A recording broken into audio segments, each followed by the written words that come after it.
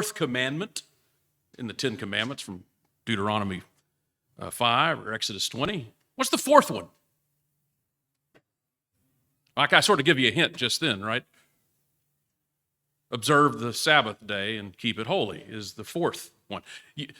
Last night I tested my children, who are in the audience, and all four of my children, I now have two sons, for whom I'm very grateful. We tested them all last night. What's the fourth commandment? Well, they got 9 of them. This was the one they missed, and then Caleb got it right after a sizable pause. So I've been thinking about this for a long time. Nathan had an excellent lesson a few weeks ago on the third commandment. Remember the third commandment? Third commandment? Don't bear the name of the Lord in vain. Actually, it says don't take the name of the Lord in vain, but Nathan, I think, did an excellent job of demonstrating that may mean to bear. He expertly did, Nathan, describe how this commandment affects us. So are we accountable to the third commandment? I think Nathan did a pretty good job. It's not that the third commandment's in the Old Testament. It's, are we going to bear the name of the Lord in vain? And so, is the third commandment, if you will, applicable today? The third commandment's applicable today. Mind of God, we're seeing this. Not because it's in the old law, but because we should be bearing the name of God. So the Old Testament, the law of Moses, the Word of God, it's been preserved in all these latter days, from the beginning until now. Here it is, to show the beginning, the Old Testament, the beginning of how God regulates his people. That's what the Old Testament is for. In math, and this is a decent analogy, it breaks down in some areas. In math, we start out as children, and when we get into math, doing arithmetic, counting. 2 plus 2 equals 4. 2 plus 2 equals 4.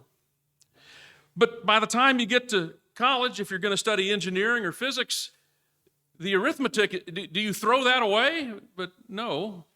But the calculus becomes important, and it's a better way.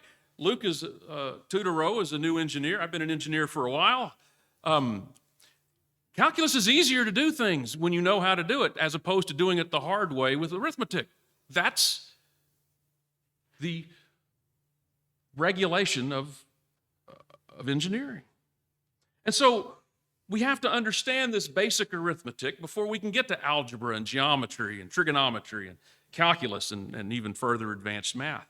But unlike childhood arithmetic textbooks, the Old Testament actually has the arithmetic in there, but it also gives us glimpses of what's to come. The Scriptures even deals with this. We see Abraham, he saw things afar. Not everything, not with clarity, because they weren't ready for calculus. When Abraham left his family and went toward Egypt. God's law, his regulation of his people during the Old Testament, is the basis for how we are regulated today. It's the basis for it. It's the foundation. So how many here, especially those who, let's say, grew up in the church? I'm not among those. I did not grow up, if you will. I was not a child with parents who were members of the Lord's body, but many of you were. My wife certainly was. How many here have been told that you somehow acquired this fact? That, well, we're accountable to 9 of the 10 commandments, but that fourth one we're not accountable to because, well, Jesus or Paul or James or John never really recited the fourth commandment anywhere. Any of y'all ever heard this? You got it. All the other 9 are okay, but it's that remember the Sabbath day and keep it holy. That's the Deuteronomy 5 version. That we just don't do that anymore. But the other 9, don't kill, don't commit adultery, don't bear false witness, because they were recited somehow. Have you ever studied that fact? I know some of you have heard that. Now, you're not all nodding your head at me, but I know some of you have heard that. That, well, we're accountable to the other 9 because we see them in the Scriptures. We don't see number 4 in there. Well, let's go through some of this. Take a look at this. Had I a slide, we'd be going through the 10 commandments. We know these. What's the first one? The first commandment. Well, you shall have no other gods before me. That's sort of it in a nutshell. Where was this recited in the New Testament like that? Well, you maybe are thinking of Matthew 22 in the context of the test the Pharisees were giving him. And Jesus said, in response to what the greatest commandment, love the Lord with all your heart, all your soul, and all your mind. Where's that from? That's not from Deuteronomy 5, which is the second giving of the Ten Commandments, nor is that from Exodus 20. It's actually from Deuteronomy 6, but okay. Love the Lord with all your heart, all your soul, and all your mind. Love the Lord. Love that. That makes sense. What's the second commandment? About idols, right? Or not doing that. Essentially, again, using the Deuteronomy thing, you shall not make for yourself an idol. I'm paraphrasing that just for time's sake. Where's that recited? Well, it's recited in a lot of places in one form or another. John says, dear children, keep yourselves from idols. And we'll get to the 10th commandment in a second where it's dealt with in a different way, but it's not really recited. It's building on these things. Third commandment. Well, we just talked about the third commandment, right? Not taking or bearing the Lord's name in vain. Well, James sort of says don't swear and there's a certain amount of emptiness about that, about using the name of God in an incorrect way. But I think where Nathan was going is correct, not bearing the name of the Lord in vain. Where's that mentioned? We see the whole New Testament is about bearing the name of Christ. We'll deal with the fourth commandment later. Fifth through the ninth commandments are the do-nots, the simple do-nots, right? Remember in Matthew 19, the rich young ruler so they're sort of recited there, but what's the context there? The context is you're trying to check boxes, young man. What's the real point of that section of Scripture? Give yourself to God. That's the point. Remember, why did he leave sort of unhappy? What's the rich part? And he had to give up everything, right? What was the point? It wasn't, he was taking care of the do not murder, do not steal, do not commit adultery part, but he was having trouble with the heart part. The heart part. And then finally, the last commandment. Do not covet your neighbor's wife, your neighbor's house, your neighbor's stuff. And of course, Paul, this is where idolatry sort of comes up again, which is the point, arithmetic versus calculus. Consider your members of your earthly body as dead to immorality, dead to passion, evil desire, and greed, which is what? Idolatry, right? From Colossians 3. So really, when we look at the context of the 10 commandments, the Exodus 20, Deuteronomy 5 stuff, and then the recitations that you probably, some of you in your head are going, yeah, I learned that all 9, but not remember the Sabbath, because we don't have to do that anymore. Well, if these other 9 seem to be applicable in one form or another, maybe we should study this one a little bit more and make sure we understand what we're doing. Maybe there is an aspect of remembering the Sabbath that we need to be sure we put on our list, kind of like bearing the name or refraining from bearing the name of the Lord in vain. God expects more from us than mere arithmetic. Now, the fact of the matter is that also in Colossians, just prior to about all this amounting to idolatry, evil deeds and greed, and listen, the Old Testament, the ordinances of the Old Testament, what did Paul say happened to them? They were nailed to the cross, right? So we have to rectify the ordinances of the Old Testament nailed to the cross versus what he told the Pharisees. Love the Lord with all your heart, all your soul, and all your mind. And love your neighbor as yourself. Where'd that come from? That comes from Leviticus 19. We have to rectify what Jesus is saying, the calculus part, versus what God was saying, the arithmetic part. Yes, the arithmetic has been nailed to we're done with that foundation now.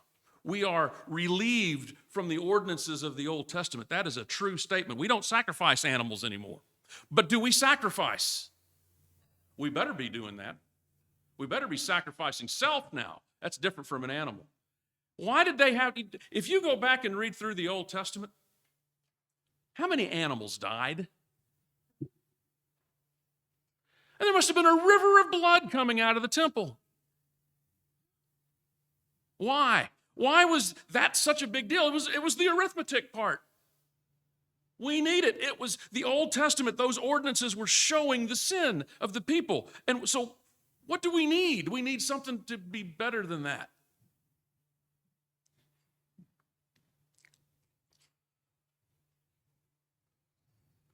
Well, maybe there is a reason we need to observe the Sabbath. What does Sabbath mean? That's a transliterated word. It actually is transliterated from Hebrew. What does it mean in one simple word? We sung about it already, actually, this morning. We're going to sing about it again. It means rest.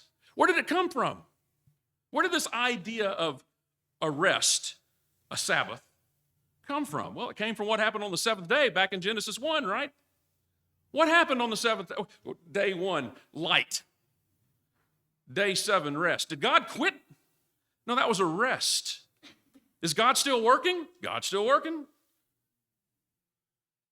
It was a way to demonstrate what for the people? God set up the rest, the Sabbath. Man was not created to have the rest. God created the rest for man. What were men to do? What were the people of God to do? They were commanded this in the fourth commandment, and there were plenty of other ordinances related to the Sabbath. I mean, right, couldn't go gather food and gather in the wilderness. What was the point of the Sabbath? The rest. What was the point? To think about the things of God, to observe that He cares for and to demonstrate that you can have a day off and God's still in charge. He's still working. He's still running. So it's not about and this is where the passage from Matthew 12, that same section of Scripture is repeated in Mark and Luke as well. Pretty important to note. When Danny read from Matthew 12, the whole point was, well, the disciples were hungry. And what did Jesus do? He was caring for them. That whole same passage. How did that passage that Danny read to us end? What did Jesus do on the Sabbath? Much to the chagrin of the Pharisees, He healed. He healed. He took care of His person. Because the Sabbath is a day to recognize that God heals.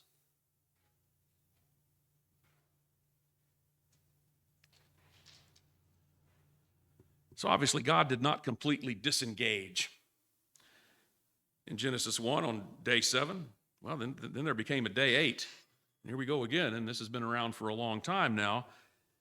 This one day per week was ordinanced, was set in part for the children of God in their arithmetic age, their childhood age, the people of God, so we can see, to rest, to think about the care, because they were going to be able to gather enough food on the 6th day of the week.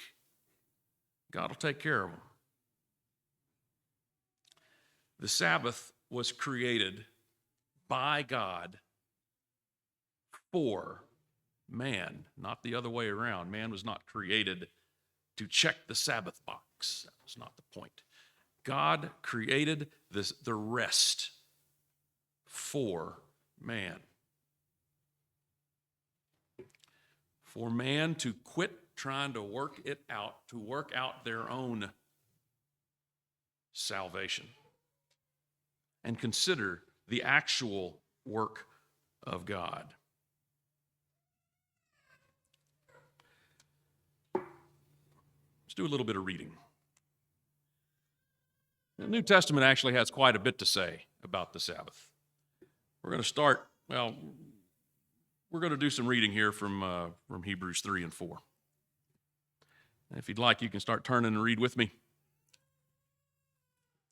I can tell my voice is starting to go south on me. We will keep this up, even if I have to whisper. Start in verse 12. So Hebrews 3, verse 12, we'll read a little bit into chapter 4.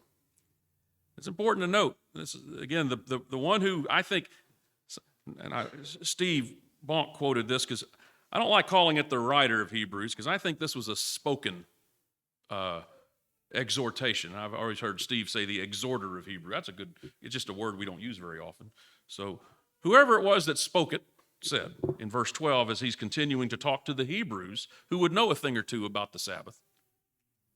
Take care, brethren, that there not be in any one of you an evil, unbelieving heart that falls away from the living God, but encourage one another day after day, as long as it is still called today, so that none of you will be hardened by the deceitfulness of sin. For we have become partakers of Christ if we hold fast the beginning of our assurance firm until the end, while it is said, today, if you hear his voice, do not harden your hearts as when they provoked me. For who provoked them when they'd heard? Indeed, did not all those who came out of Egypt, led by Moses? And with whom was he angry for 40 years? Was it not with those who sinned, whose bodies fell in the wilderness? And to whom did he swear that they would not enter his rest? But to those who were disobedient? So, we see that they were not able to enter because of unbelief. Therefore, let us fear if, while a promise remains of entering his rest, any one of you may have come short of it.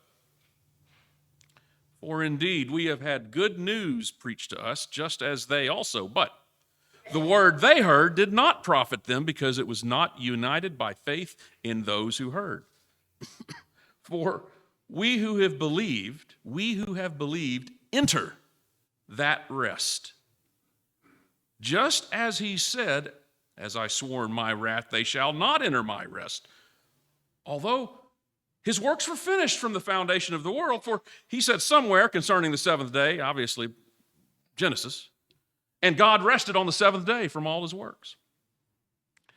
And again in this passage, they shall not enter my rest. Therefore, since it remains for some to enter it, and those who formerly had good news preached to them failed to enter because of disobedience, he again fixes a certain day, today, saying through David after so long a time, just as had been said before, today, if you hear his voice, do not harden your hearts. For if Joshua had given them rest, he would not have spoken of another day after that. So there remains a Sabbath rest for the people of God, for the one who has entered his rest, for the one who has entered his rest, has himself also rested from his works, as God did from his. Therefore, let us be diligent to enter that rest, so that no one will fall through following the same example of disobedience. Did Moses enter the promised land? He fell short, didn't he? In fact, we sung one of the songs we sang had to do with that very matter. Remember the whole striking the rock thing? Waters at Meribah? A whole bunch of the people of God failed to enter that promised land rest. Joshua brought them there. That's what the exhorter of Hebrews just said. But many fell short. Chapter 4, verse 3, for we who, you've heard me emphasize this, for we who have believed, enter, present tense, for we who have believed, enter that rest. The conclusion of this 95th Psalm is actually where some of this, where verse 8, for if Joshua had given them rest, he would not have spoken of another day, God, would not have spoken of another day after that. That's, I think, coming from Psalm 95. There is some other rest, and the exhorter of Hebrews is telling us, if we believe, he's talking to us, he's talking to Hebrews, this is designed for us to see. There remains a Sabbath rest for the people of God. Today, there's a Sabbath rest. Are we in it? I hope so. Now, one of the first songs Nathan led had to do with the final rest. Fair enough to talk about that. There are many analogies of analogies. My question is, are we resting? What would we be resting from? Our whole year is being spent on these very things. What should we be resting from? Well, who's done the work around here? God has. What has he done the work for? What has he done? He's saved us. He's redeemed us. What are we going to do about that? That's the point. What are we going to do about that? We don't have to work out our own salvation that way. We have to work out our salvation with fear and trembling. Through what? Through belief. God has worked out our salvation. I can enter this rest if I am a person of God. There remains a Sabbath rest for the people of God, Hebrews 4:9. I can enter, not in some future, when I die, I'd like to go to heaven, but rest is now.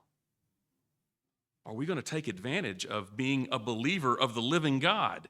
Verses chapter 3:12, take care, brethren, that there not be in any one of you an unbelieving heart that falls away from the living God. If I'm obedient, it says here in chapter 4, verse 6, for he said somewhere, God rested on, and again, they shall not enter my rest. Why? Verse 6, therefore, since it remains for some to enter it, and those who formerly had good news preached to them failed to enter, because of why? Because they didn't obey. This rest that we have, we don't have to figure out salvation. The ordinances of the Old Testament, it's real hard to do calculus if all you know how to do is addition and subtraction. They weren't going to be able to figure it out with that. It required God to work all that out. We have the basis of it here. We have the rest. We have this Sabbath. For us today, what is this rest? What should I be ceasing working toward? I should be ceasing to try and figure out what I need to do to be saved. It's been here. Here it is. Believe, obey, be a person of God. This is not an earthly rest any more than God's kingdom, Jesus' kingdom, he's king, is an earthly kingdom, just spiritual rest. We even hit on this in class today. Brent, you were talking about the poor of spirit. Are we poor of spirit? I hope not. I hope we're rich of spirit. Why? We've entered the rest.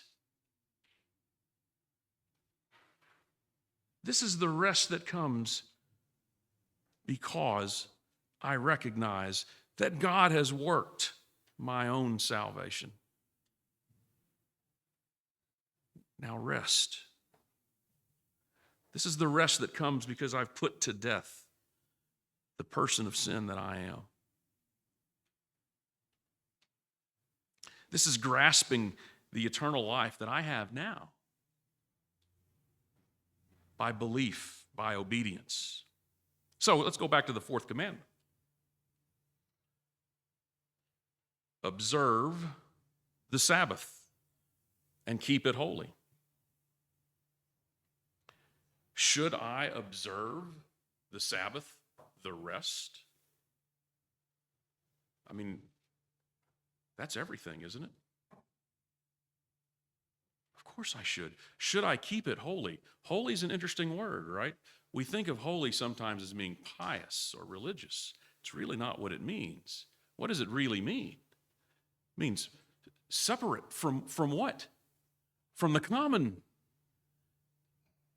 What got Esau, Jacob's twin brother, his elder twin brother, into one heap of trouble in Hebrews 12? Well, we know what got from book of Genesis, but what does the same exhorter of Hebrews say in chapter 12 about Esau?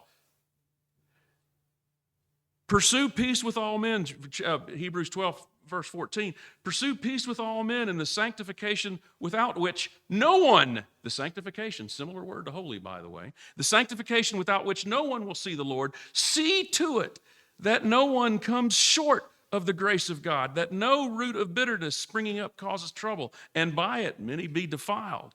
That there be no sexually immoral or godless person like Esau, who sold his birthright for a single meal. Godless person, it's profane. That's what that means. Profane, making something common. What did Esau have? He had his birthright. What did he do? He made it as common as a bowl of stew. And what do we see after the fact? The inspired word of the writer or exhorter of Hebrews say, it made him profane, godless, unholy, the opposite of holy. So, should I observe the Sabbath? Should I keep it holy? Indeed, I should. Otherwise, my salvation, if I consider that to be as common as a bowl of stew, well, that's a problem. So the whole point of this is it's helpful to go through the Old Testament and understand the arithmetic. There, in my opinion, and I think my opinion is borne out by many others, doesn't really matter, the Old Testament is here for a reason. It wasn't preserved for us to just have it. The Old Testament is there to, discipline us, to provide us the foundation of how God regulates us today. I am absolutely going to observe the fourth commandment. I'm going to observe the rest to which I have been granted this privilege. I'm going to keep it holy.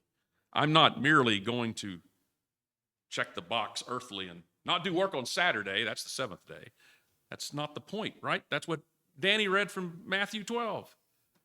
That's not the point at all. In fact, God said on many occasions in the Old Testament, I'm not interested in your sacrifice. What am I interested in? I'm interested in your heart. I am going to treasure the salvation today.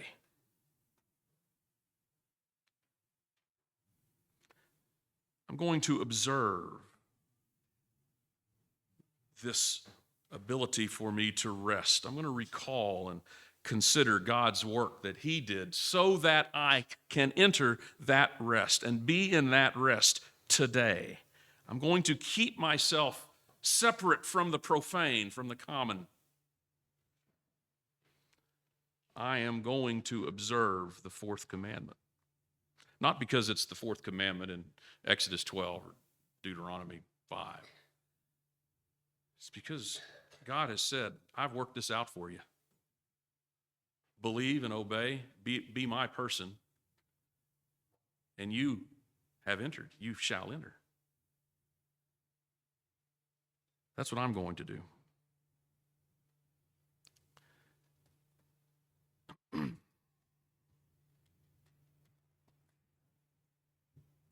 Take care, brethren, that there not be in any one of you an evil, unbelieving heart that falls away from the living God, but encourage each other day after day, as long as it is still called today, so that none of you will be hardened by the deceitfulness of sin.